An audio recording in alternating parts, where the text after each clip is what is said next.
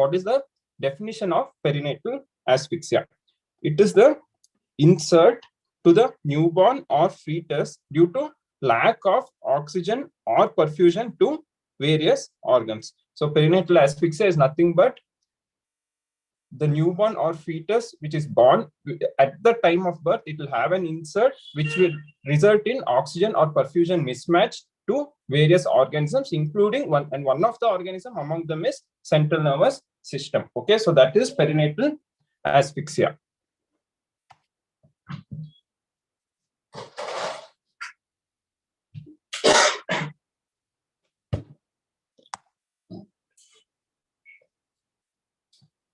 Then there can come a viva question, or you might be asked, what is the difference between perinatal asphyxia and neonatal depression? Okay, now is there any difference? Yes. So this neonatal depression is nothing but depressed mental status, or there can be muscle hypotonia or disturbances in spontaneous respiration and cardiovascular function in the first hour of life. Like we know that there is a transition between fetal to neonatal period, right? So in this period of transition, in case the spontaneous breath efforts is affected, or in case of any transient disturbances in this transition, what might happen is the baby might take, in such situations, it might take some more time for it to successfully transit to the neonatal period from the fetal period, correct? So if that happens in the first hour of life, the baby as well might remain depressed mentally, it might remain lethargic, or muscle hypotonia might be present, or baby might not be able to breathe properly, or there might be transient cardiovascular dysfunction. And by the end of first hour, it will as well cope up with all these things because of successful transition. So such a thing is called neonatal depression, and we can't term it as perinatal asphyxia because by 1 hour of birth, they usually require. And anything more than 1 hour, we can term it as neonatal encephalopathy. That as a result of oxygen or perfusion mismatch is called as perinatal asphyxia or birth asphyxia. Okay. So next, what is hypoxic ischemic encephalopathy? That is nothing but there is clinical evidence of neonatal encephalopathy as a result of oxygen or perfusion mismatch, plus there is hypoxic ischemic mechanism, that is oxygen perfusion mismatch. So there is clinical evidence of encephalopathy, that is all these features of neonatal encephalopathy lasting for more than 1 hour, which is nothing but neonatal encephalopathy as a result of oxygen or perfusion mismatch, that is hypoxic ischemic mechanism, is called as HIE or hypoxic ischemic encephalopathy. Okay, these were few of the initial definitions to know in perinatal asphyxia. Next is, what is the criteria? What is the criteria so that we can fit into the category of perinatal asphyxia or birth asphyxia? But there are many criteria, but the one we follow is the one given by American Academy of Pediatrics. Okay. So there should be something suggestive of acidosis secondary to the hypoxic mechanism. So cord blood pH less than 7, or there should be low Apgar scores. Okay, so Apgar score of 0 to 3 for more than 5 minutes. Neurological manifestations of neonatal encephalopathy, which we already saw. Multi-organ dysfunction in the immediate neonatal period. Okay, so these are the criteria given by American Academy of Pediatrics. Next, what is the etiology? What could be the cause for neonatal perinatal asphyxia or birth asphyxia?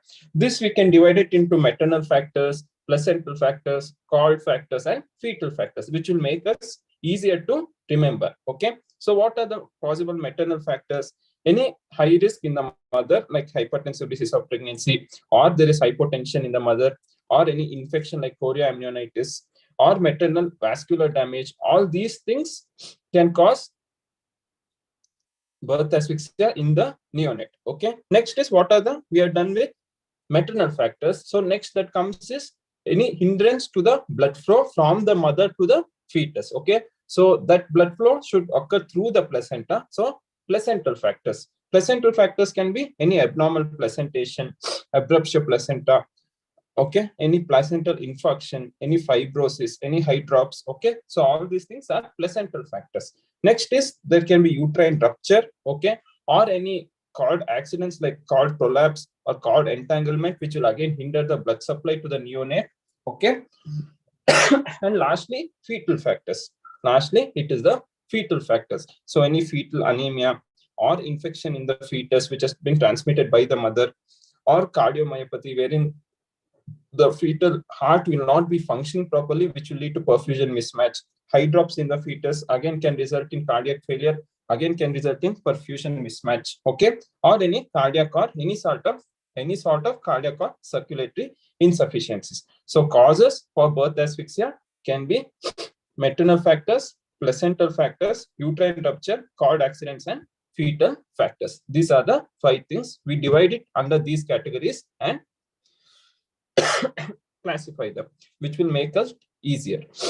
Okay, so that was to do with the etiology. Next is pathophysiology. Why does this asphyxia and how does it take place? Okay, so usually what happens in the normal course of labor itself, there will be some amount of stress to the baby, correct? So how does this stress, why is this stress taking place? Because of the pressure, there will be decreased blood flow to the placenta, okay, which will result in decreased oxygen delivery to the fetus. Okay, and as the fetus has to come out, there will be increased oxygen consumption in the fetus as well. So at one side, there is decreased blood flow and oxygen delivery to the fetus.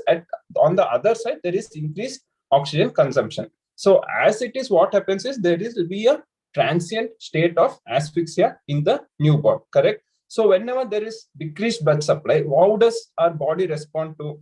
Our body responds by redistribution of the cardiac output. This we already know. There will be vasoconstriction at some place, and to the vital organs, there will be more blood supply. Fine. So that is what we call it as diving reflex. Okay. So what is it? There is redistribution of the cardiac output to brain, heart, and the adrenals. These are the 3 vital organs, and there will be redistribution of this cardiac output to these 3 vital organs. But what happens in case of severe asphyxia?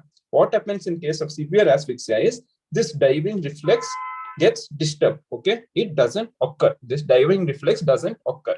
So in such a case, there will be hypoxic ischemic encephalopathy. There is nothing but damage to the brain and other vital organs, which manifests as neonatal encephalopathy and other major organ dysfunction due to ischemic injury. So hypoxic ischemic encephalopathy. Fine. And as the nature or development of a term newborn baby as compared to a premature newborn baby, neurological development is different. The nature of this ischemic damage as well becomes different in a preterm newborn baby as compared to a term newborn baby, correct? So what do we expect in a preterm newborn baby? In preterm newborn baby, there will be selective subcortical neuronal necrosis, and the characteristic neurological pattern or neurological damage that we see is called as periventricular leukopenia, PVL. Okay. Whereas in term newborn, there will be selective cortical necrosis, and there will be damage to basal ganglia and thalamus, what is called as status marmoratus. So the classical finding in a term newborn baby is status marmoratus, whereas in case of a preterm newborn baby is PVL or periventricular leukomalacia. Okay, this was to do with the pathogenesis. Next is the clinical features. So clinical features, one is obviously there will be CNS damage. So it will be neurological signs. Along with neurological, there will be disturbance, blood flow disturbance to other vital organs as well. So we expect multi-organ dysfunction. So what are the neurological signs? Neurological signs can be encephalopathy. Features of that is baby can be lethargic, baby can throw convulsions, baby will not be active, baby might not be able to breathe properly, so there will be apnea. So encephalopathy can be there. Okay, brainstem and cranial nerve abnormalities can be expected. Motor abnormalities will be there. Seizures can be there, and features of raised intracranial pressure can be there. So these are the neurological signs. Now coming to the other organs, this we have already read. Other organs can be,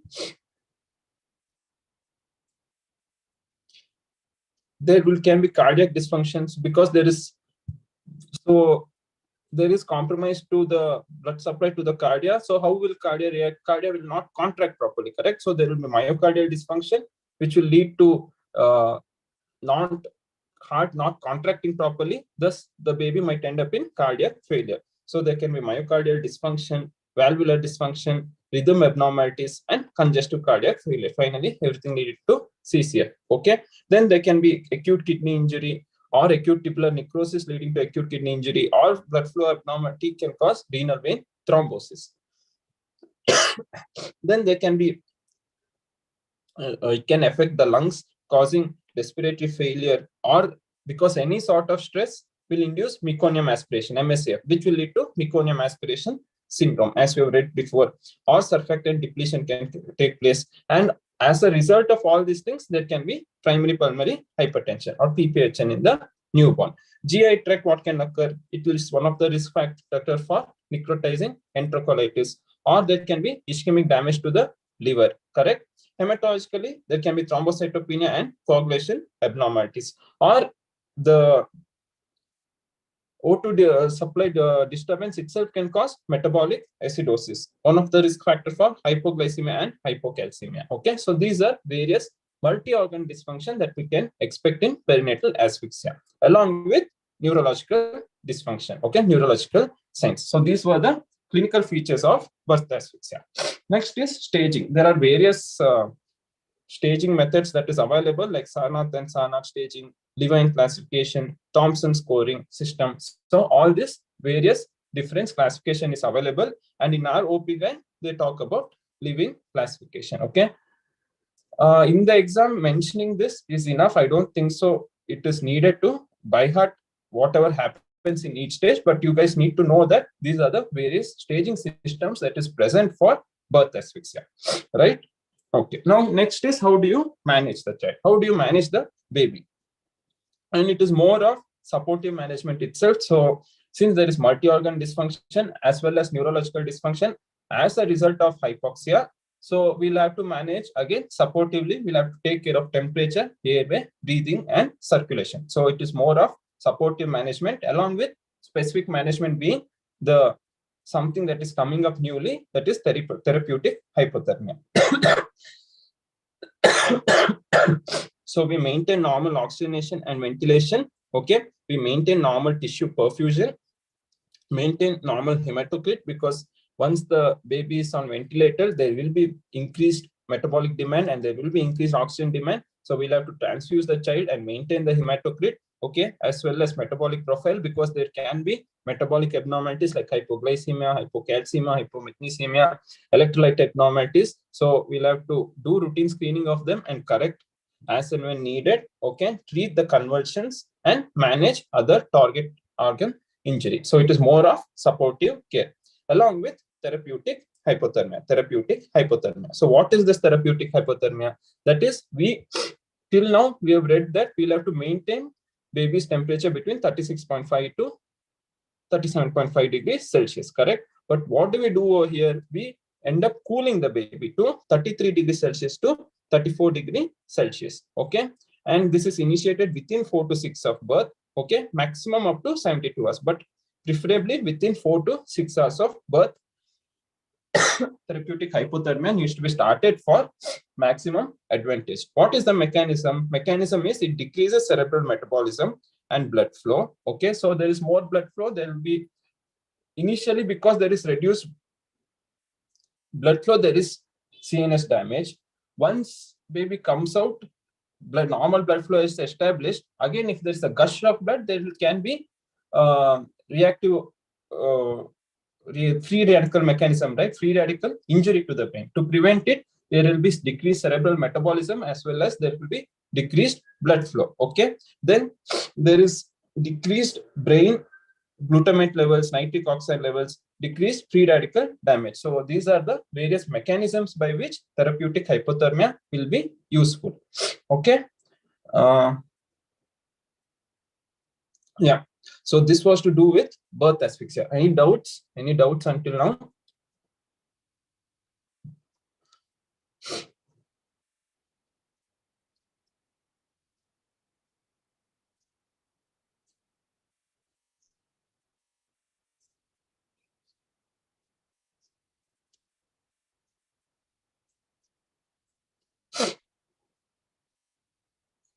Okay, so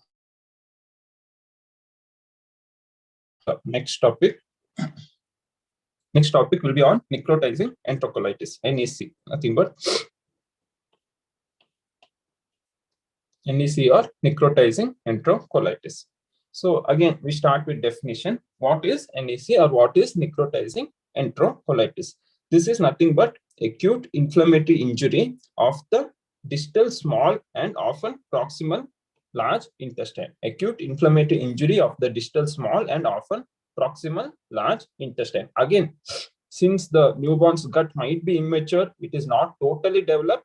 Okay, there can be again multifactorial mechanisms which will lead to acute inflammatory injury under the presence of certain risk factors, which will lead to ischemic damage to the distal small and proximal large intestine, which is nothing but necrotizing enterocolitis. That was to do with the definition. Next is the pathogenesis. So as already told, it is a multifactorial disease resulting in from interaction of various causes like gut immaturity, immature immune mechanism or immature immune response, which will lead to, these two things can lead to mucosal injury, okay, and altered intestinal microbiome. So all these things are causes for necrotizing enterocolitis. It is a multifactorial disease.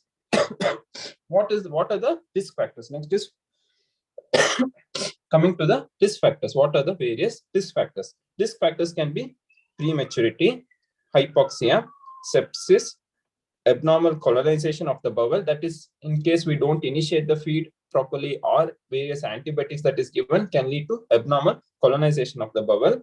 Ischemic reperfusion injury, H2 blockers, okay, prolonged empirical antibiotic therapy, okay, umbilical artery blood flow abnormalities like in IUGR baby waiting that can be reduced blood flow or reversal of blood flow. Okay, all these things are risk factors. Okay, then polycythemia can be there and formula feeding. These are few of the risk factors associated with necrotizing enterocolitis.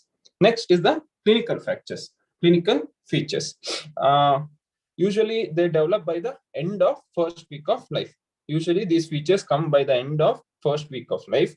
And this can again include abdominal signs and non-specific systemic signs. Non-specific systemic signs can be respiratory acidosis. Secondary to NEC can lead to inflammatory damage that can cause, again, metabolic acidosis. This acidosis can lead to respiratory distress, correct? There can be apnea and bradycardia. Okay, baby might be lethargic or irritable. Again, metabolic acidosis can result in shock, or NEC itself can lead to bowel perforation. That can lead to refractory shock. Okay, acidosis can be there.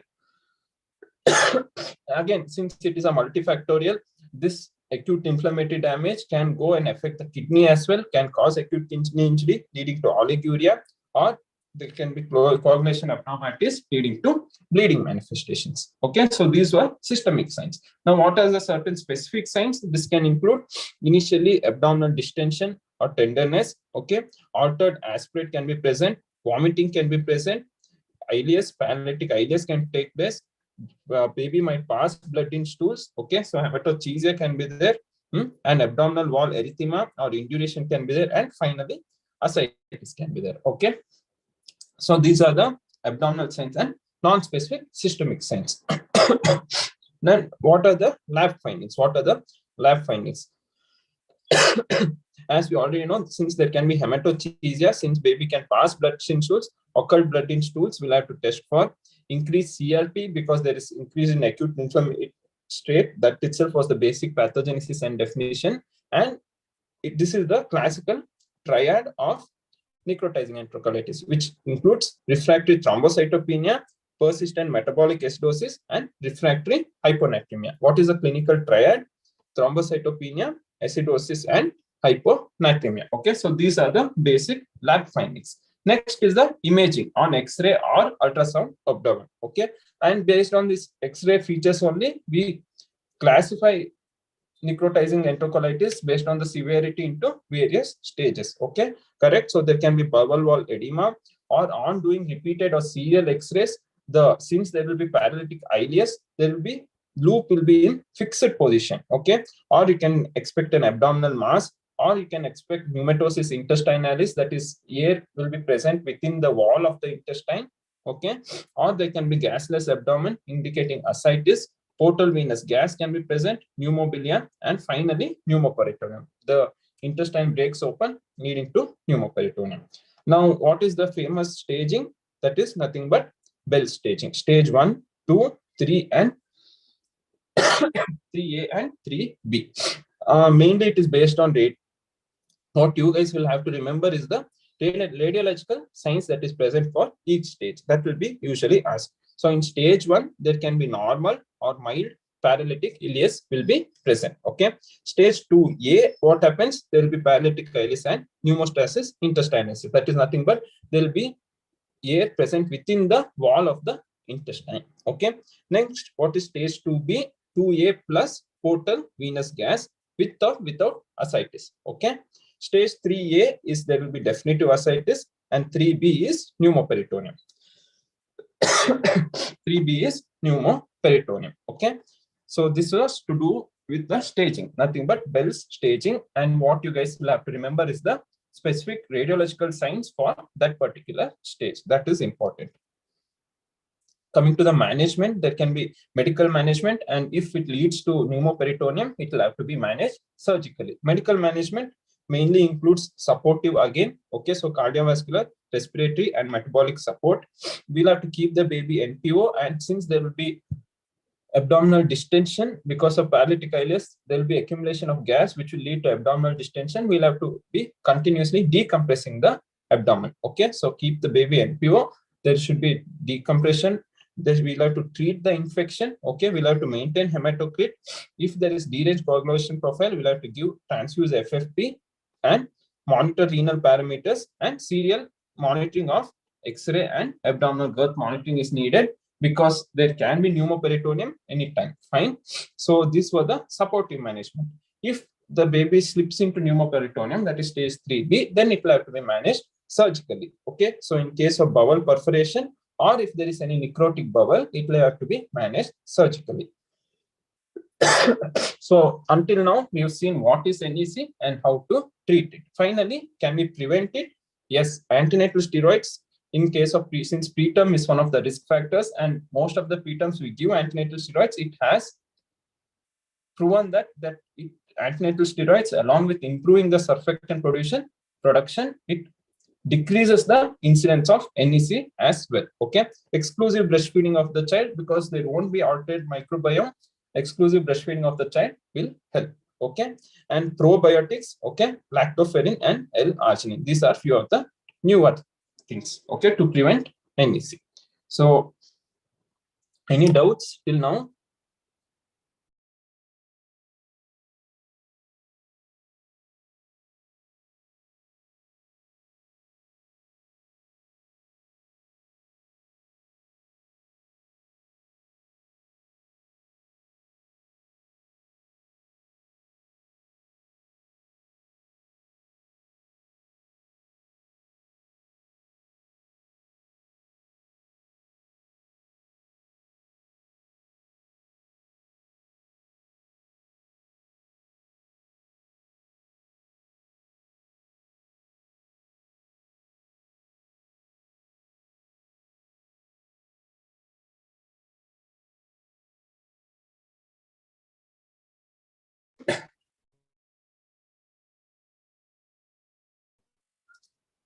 Fine. Since there are no doubts, we'll move on to the next topic. Next topic is neonatal jaundice. Fine. This is one of the most important topics, because this can be asked for your theory as 10 marker. It can be asked in your Viva, and it is as well a long case for you guys as well. Okay. So neonatal jaundice is the next topic. It is one of the most common morbidity in the first week of life. Most common morbidity in the first week of life. Now, what is the incidence? 60% of term newborns and 80% of preterm newborns might have neonatal jaundice. Okay. And when is it clinically seen? When it exceeds more than 5 to 7 milligrams per deciliter, we can clinically make out visible jaundice in the newborns. Now, why such huge incidence of neonatal jaundice? Because the mechanism is there is increased production of bilirubin. Why? Because RBCs are degraded, correct? There is increased degradation of RBCs in the newborn. And why does this take place? Because the normal span of RBC is 120 days, whereas when it comes to newborns, it is just 90 days. Okay, so because of that, there is decreased survival and increased RBC volume per kg. These two factors contribute to increased degradation of degradation of the RBCs, which will lead to increased bilirubin production. Okay, next is decreased clearance by immature hepatic mechanism. Okay, and reabsorption by the enterohepatic circulation. So these are the factors that contribute to such high incidence of neonatal jaundice in the newborns. Fine.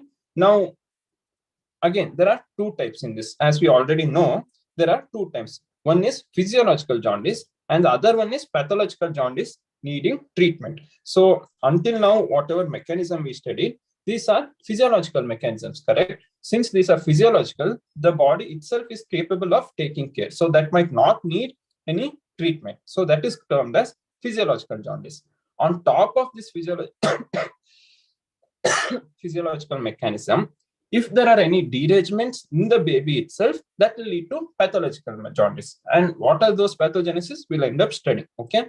So first we'll see how do we differentiate this physiological jaundice from pathological jaundice. First is the appearance. Physiological jaundice usually appears after day 1, between day 2 to day 4 of life, 24 to 72 hours, whereas pathological jaundice usually occurs in the first 24 hours of life. Okay, and this physiological jaundice disappears maximum by 5th day of life, but pathological jaundice usually persists beyond 2 weeks in term newborns and beyond 3 weeks in preterm newborns. Next is, what is the rate of this bilirubin rise? It is usually less than 5 milligrams per deciliter per day if we do serial monitoring daily, whereas pathological jaundice, it is more than 5 milligrams per deciliter per day or more than 0.2 milligrams per deciliter per hour. Okay, and at any point of time, if this jaundice involves palms and soles, it is known as pathological jaundice. So this is how we differentiate physiological jaundice from pathological jaundice. Now, what are the causes for pathological jaundice? We already saw the mechanism for physiological. Now we'll see pathological. So there is either increased bilirubin production or decreased bilirubin clearance. Decreased bilirubin clearance in newborn period can be because of either Klickner-Nacha syndrome or Gilbert syndrome. Okay. Now, what could be the cause for increased bilirubin production? Either there should be hemolysis taking place. This is usually due to blood group incompatibility. Either it is RH incompatibility or ABO incompatibility, or any minor blood group incompatibility as well can cause hemolysis, resulting in increased bilirubin production. Or there can be any enzyme deficiencies like G6PD or phosphokinase deficiency, or hereditary spherocytosis because of deformed RBCs might lead to increased RBC breakdown and increased bilirubin production. Okay, next is the non-hemolytic causes. Non-hemolytic causes include breast milk or breastfeeding jaundice, which we'll see now what it is. Polycythemia again can cause non-hemolytic, increased production of bilirubin, and prematurity itself is one of the risk factors for pathological jaundice. Okay, so these were the causes for pathological jaundice. Now let's see what is breastfeeding jaundice. What is breastfeeding jaundice? This usually occurs due to lactation failure during the first postnatal week. Okay, so the initial 3 to 4 days of life, if the mother doesn't end up feeding the baby well, either because of lack of knowledge or because of lactation failure, there will be dehydration in the child, which will cause breastfeeding jaundice. Okay, why this occurs is because of decreased intake of the breast milk, which will lead to slower bilirubin elimination. When there is slower bilirubin elimination, what happens is there will be increased enterohepatic circulation. Okay, so whatever bilirubin is eliminated will be absorbed back, correct, from the gut, which will lead to increased bilirubin levels in the blood. So increased lower bilirubin elimination and increased enterohepatic circulation. Okay, and this is usually associated with weight loss. Okay, it is usually associated with weight loss because simultaneously there will be dehydration as well in the baby because it will not be breastfed properly. So breastfeeding jaundice is because of lactation failure, which usually presents within the first week of life. Fine. Next, what you see is breast milk jaundice. We shouldn't confuse breastfeeding jaundice from breast milk jaundice. These are two different entities. So now what is breast milk jaundice?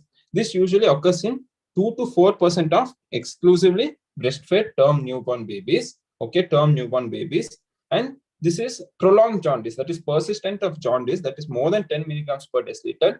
Beyond the third or fourth week of life, we'll have to consider breast milk jaundice. And one of the it is still not clearly understood as to what is the mechanism, but one of the suspected mechanism is beta glucuronidase that is present in the human milk. Okay, it deconjugates the intestinal bilirubin and promotes its absorption, leading to increased enterohepatic circulation. Okay, so this is one of the proposed mechanism, and the culprit is beta glucuronidase.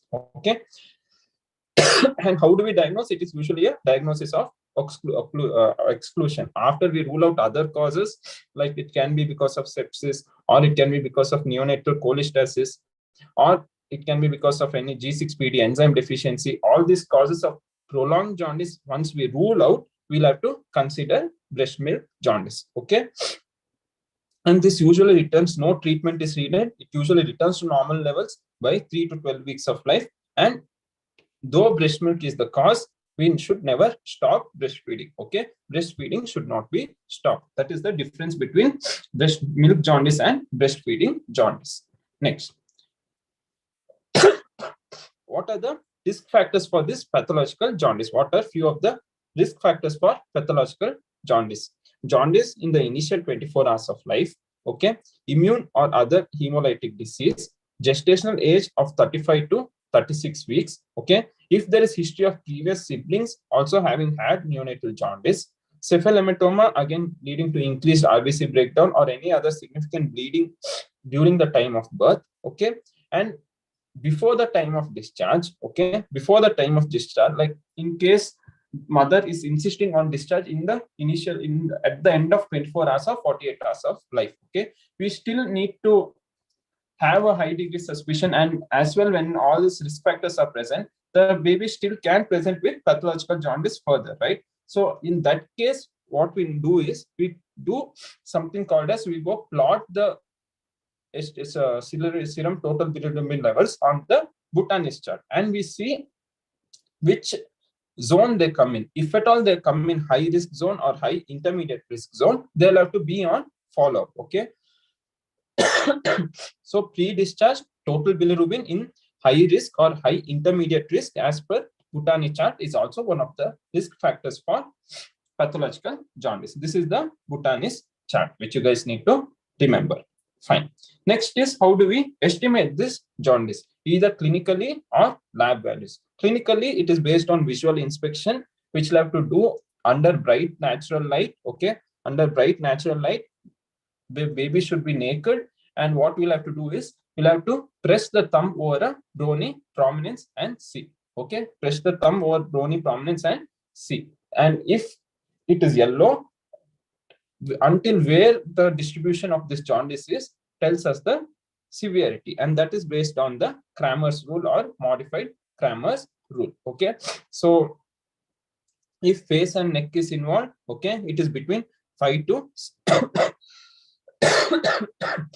5 to 7 milligrams per deciliter. Okay, if chest and upper abdomen is involved, 7 to 9 milligrams per deciliter. If lower abdomen and thighs are involved, 9 to 11 milligrams per deciliter. If legs and arms are involved, 11 to 13. Palms and soles between 13 to 15 milligrams per deciliter. Okay. This was to do with the Kramer's rule, modified Kramer's rule, and clinical evaluation of neonatal jaundice. Next is the investigation. What are the set of investigations we said? One is we'll have to know the bilirubin levels itself, correct? So that can either be done by transcutaneous bilirubinometer or by measuring the serum levels of HTB and HTB. Next is to know the cause of the jaundice. We'll have to know what is mother's blood group and baby blood group, if there is any RH incompatibility or if there is any ABO incompatibility. Next is we'll have to send for, if to know whether there is any hemolysis taking place. So we'll have to check for drop in hemoglobin levels. In peripheral smear, you watch out for hemolysis, and retic count as well tells whether there is hemolysis or not. Okay. And if we are suspecting any immune mechanism like RH incompatibility, DCT also helps. Direct Coombs test will be positive in such cases. So these are the basic investigations that we'll have to do in a case of suspecting pathological neonatal jaundice. Next is finally coming to the treatment.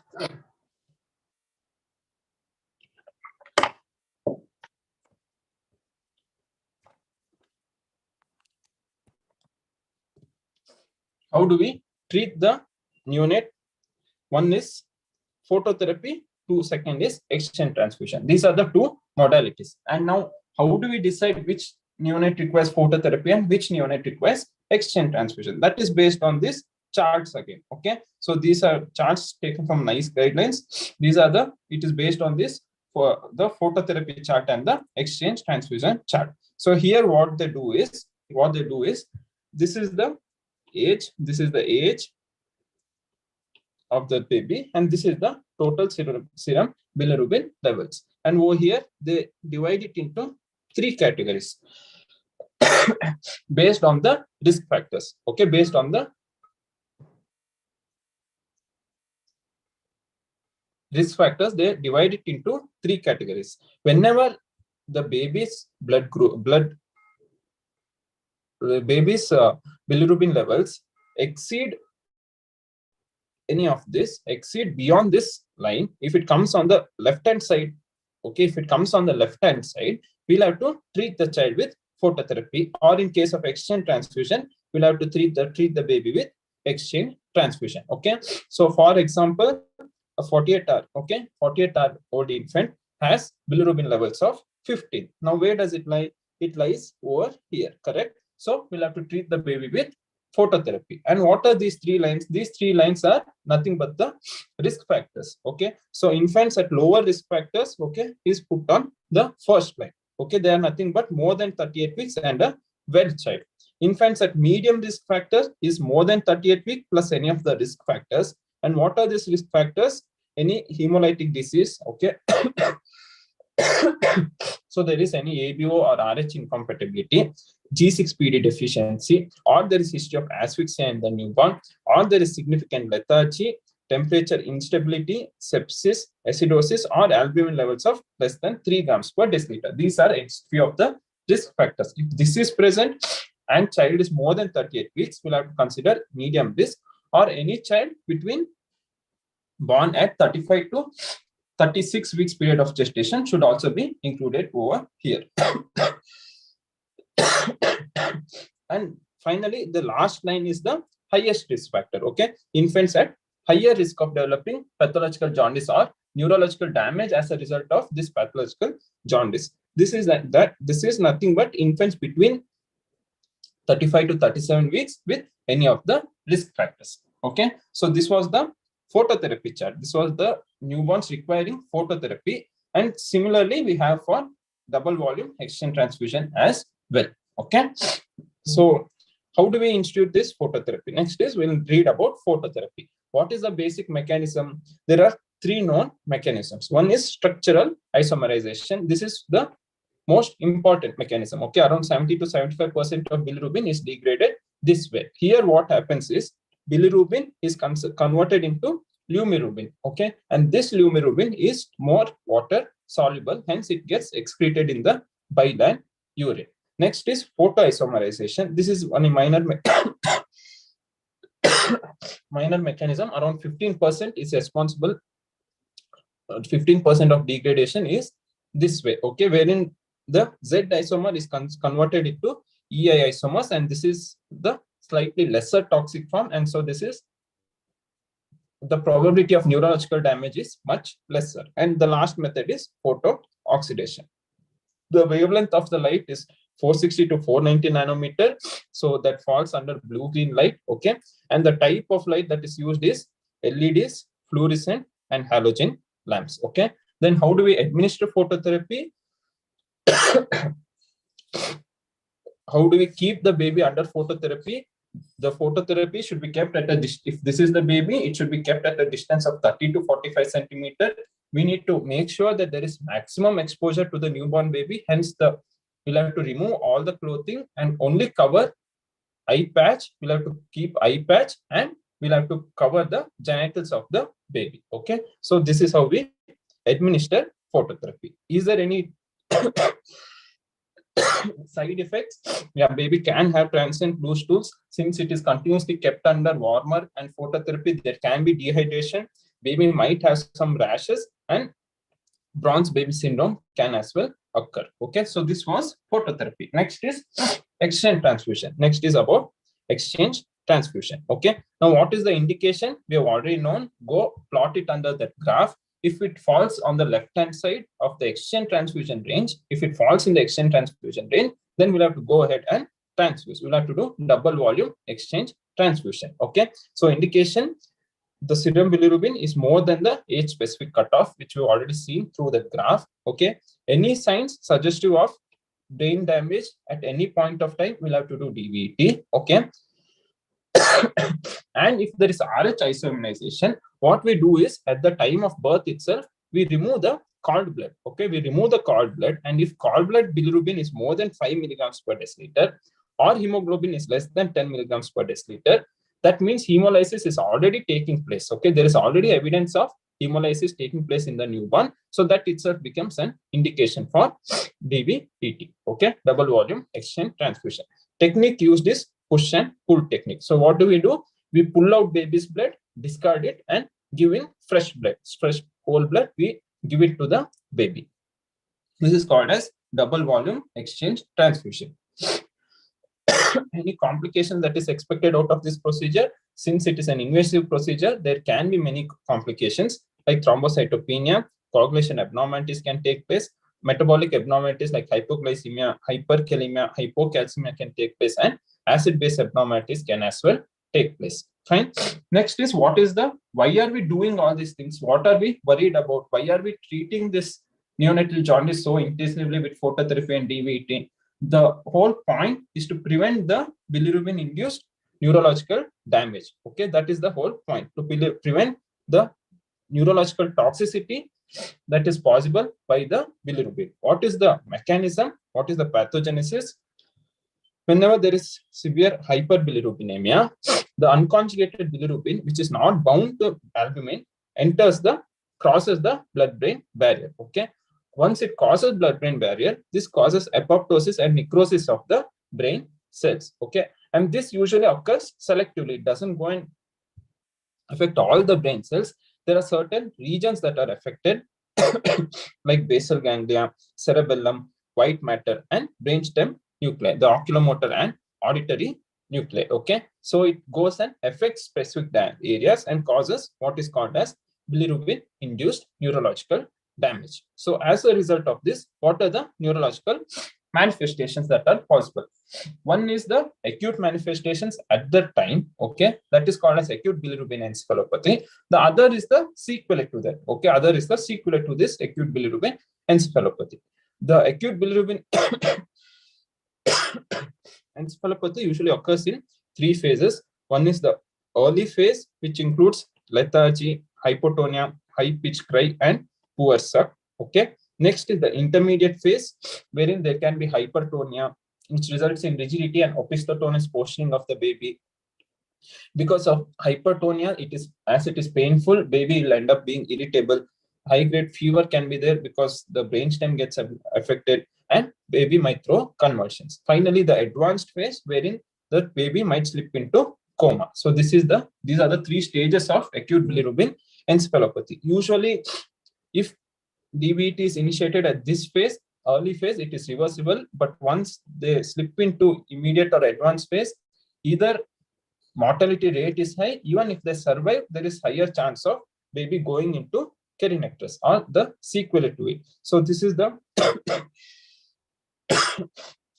chronic and permanent sequelae of bilirubin toxicity by the end of first year of age. The manifestations becomes prominent by the end of first year of age. The by acute bilirubin encephalopathy, which is there, usually resolves by 1 week. Okay, once it resolves by 1 week, the baby seems to be fine, but again by the end of 1 year, it starts to develop the sequelae in terms of dyskinetic CP. There can be sensory neural hearing loss. There can be limited upward gaze because oculomotor nerve is affected, and dental enamel dysplasia. So this was to do with neonatal jaundice, one of the most important topics. Any doubts? Any doubts until now?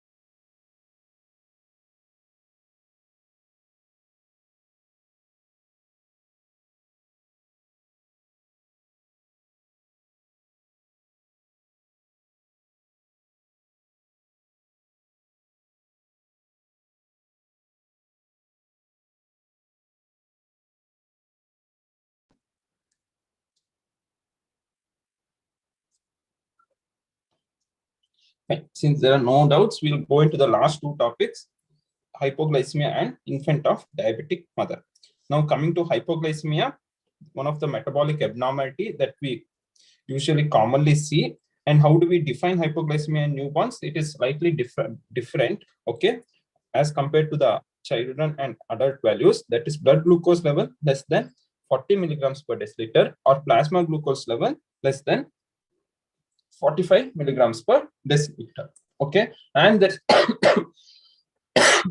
something known as transient neonatal hypoglycemia. This we usually don't treat because blood glucose levels can be as low as 30 milligrams per deciliter in the first 1 to 2 hours of birth, which we call it as physiological hypoglycemia, and we usually don't treat this. It is occurs in up to 10% of newborns. In such cases, we just monitor. You do serial blood glucose monitoring, serious GRBS you do, it usually ends up being normal once 2 hours is passed. Okay, what are the common causes for this hypoglycemia? Now, these are the babies which require routine screening of the blood glucose levels. Okay, so if there is any inadequate substrate like HGA babies, IUGR babies, or gestational age preterm babies, gestational age less than 35 weeks, or birth weight of less than 2 kg. These babies usually have inadequate substrate, so that ends up in any kind of stress, the baby will end up in hypoglycemia. Okay, then there can be a state of relative hyperinsulinemia that occurs in IDM, infant of diabetic brother, nothing but the Penrod hypothesis. Okay, large for gestational age LGA babies.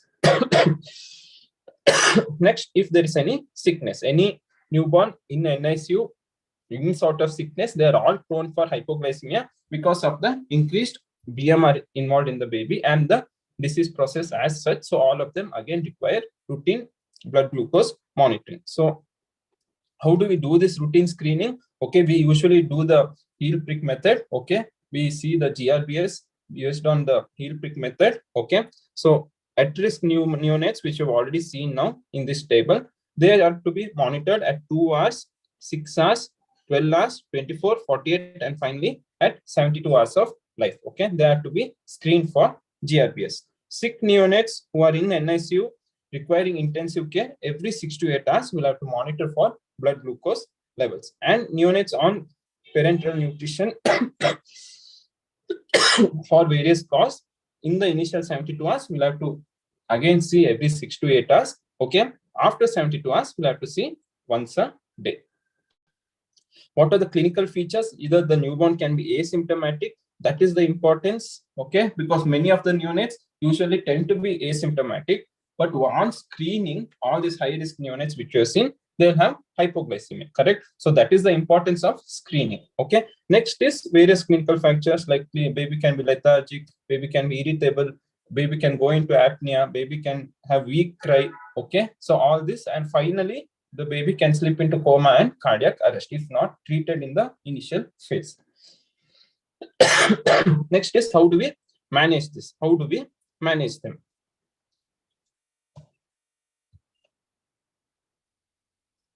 So hope this flow chart is visible. Yeah, it's visible. Whenever there is hypoglycemia, we see whether it is asymptomatic or symptomatic. Fine. Now let's see how do we treat asymptomatic hypoglycemia. Asymptomatic hypoglycemia with blood glucose level between 20 to 40 milligrams per deciliter. Here what we do is we give, most of the times it will be because of inadequate feeding. So we ask the mother to feed. We give a trial of oral feeds. Okay. And then again monitor blood glucose after 1 hour. Okay. If it is more than 40 milligrams per deciliter, well and good. We ask the mother to feed the child frequently and ask them to bring them back for routine GRBS monitoring. If it is low, again we tend to manage it as symptomatic, or if it is less than 20 milligrams per deciliter and asymptomatic, that also will be managed as per symptomatic hypoglycemia. Okay. So next is, we'll see how we manage symptomatic hypoglycemia. Over here, initially we give 2 ml per kg 10D. 2 ml per kg of 10D we give as bolus. Okay. After that we monitor. If it is fine, then okay, as well good.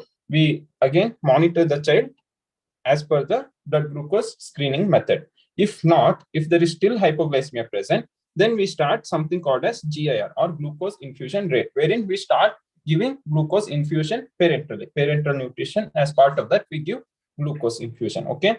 Initially started at a rate of 6 mg per kg per minute, and we monitor GRBS every 6th hour. Okay. If the child maintains euglycemic status, that is, if the child maintains blood glucose of more than 50 milligrams per deciliter, okay, then we start to wean this GIR and start on oral feeds, and we monitor GRBS regularly. Okay, that is what we do. If baby still persists to be hypoglycemic, what do? We go higher upon this GIR or glucose infusion, we go higher upon. And once it reaches more than 12 mg per kg per minute, or it is requiring GIR for more than 7 days, we term it as resistant hypoglycemia and refer to specialist. Okay, that is a different topic as such, which we will not deal in today's session. Okay. So that is how we manage hypoglycemia. Next is coming to outcome. Even a single episode of hypoglycemia can have adverse effect on vision, hearing, or neurodevelopment outcome of the child. That is the importance of monitoring the high risk infants. Okay, so adverse effect on neurodevelopment, IQ, reduced reading ability, adverse effect on motor performance, and hearing and visual problems can be there. So at the end of 1 month, we assess for vision and hearing. Then again, we call them for regular follow-up at 3 months, 6 months, 9 months, 12 and 18 months, and assess for growth, neurodevelopment outcome, and hearing and vision loss we assess for. That is how we manage neonatal hypoglycemia. Next, coming to the idiom, infant of diabetic mother. Any doubts?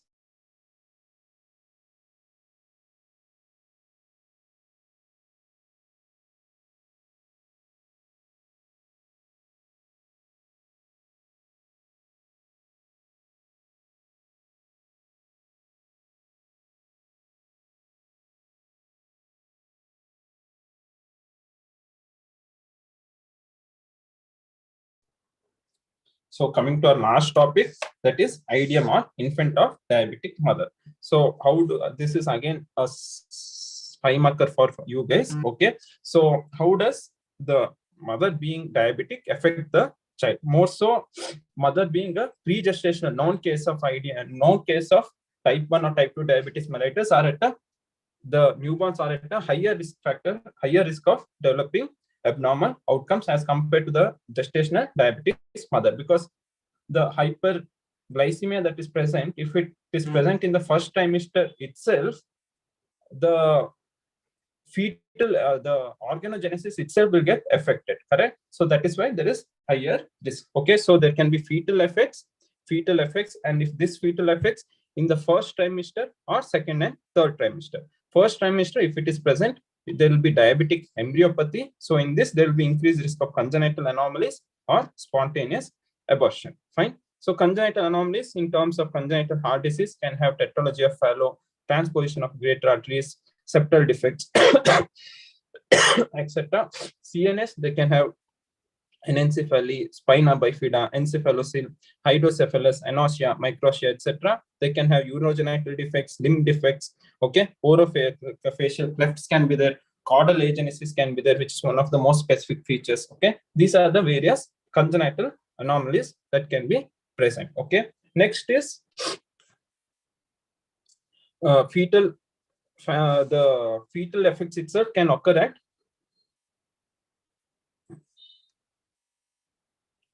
second or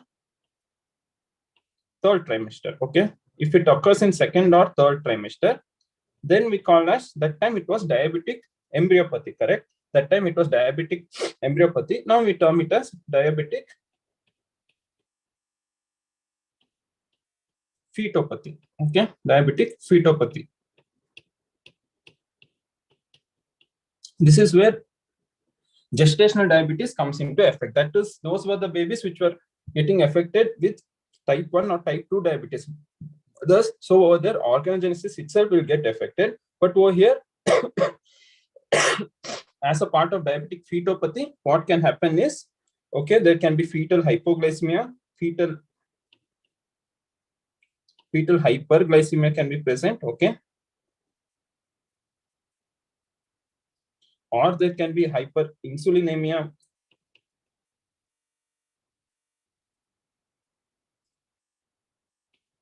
Hyperinsulinemia can take place, or macrosomia can take place.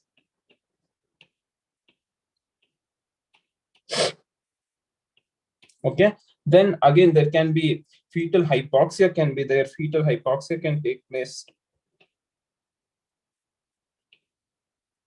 Fine. So these are various effects that can take place in the second or third trimester. Fine. And there can be effect on this as well. So what can happen is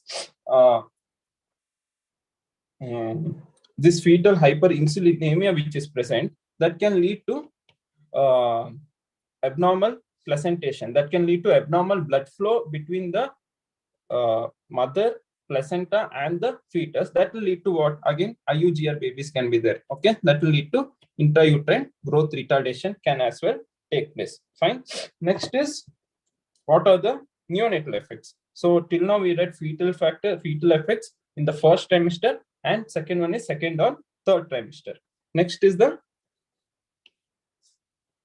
neonatal effects.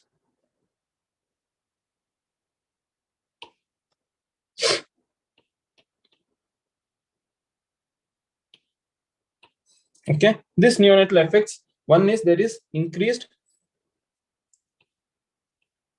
mortality as such, okay, because of the various risk factors, there can be increased mortality. Okay, then next is because the baby is born LGA, they can, because the baby is born macrosomic, the babies tend to be LGA or large for gestational age. Again, hyperinsulinemia is one of the risk factor for surfactant, the production of surfactant. There will be inhibition of surfactant production, so there can be RDS or respiratory distress syndrome in the newborn, or there can be hypoglycemia. Okay, metabolic, coming to metabolic abnormality, there can be hypoglycemia. This is secondary to Pendred hypothesis. Okay, secondary to Pendred hypothesis.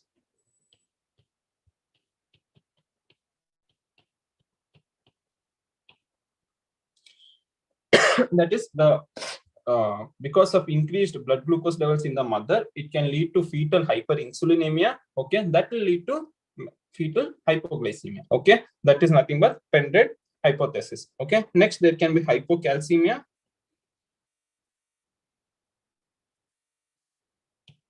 and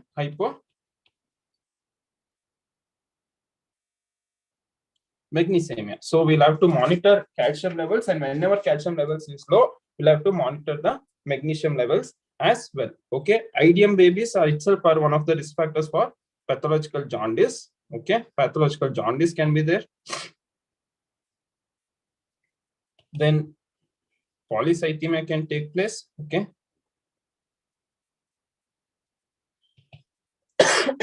Then there are because there is impaired blood flow. Impaired blood flow can be there, which can lead to IUGR, as already mentioned. That itself becomes a risk factor for renal vein thrombosis as well. Okay. So, and other things can include hypertrophic cardiomyopathy. The baby might not feed well. Then the baby can have something called a small left colon syndrome. These are few of the rarer things which we will not go into. Okay. So these are the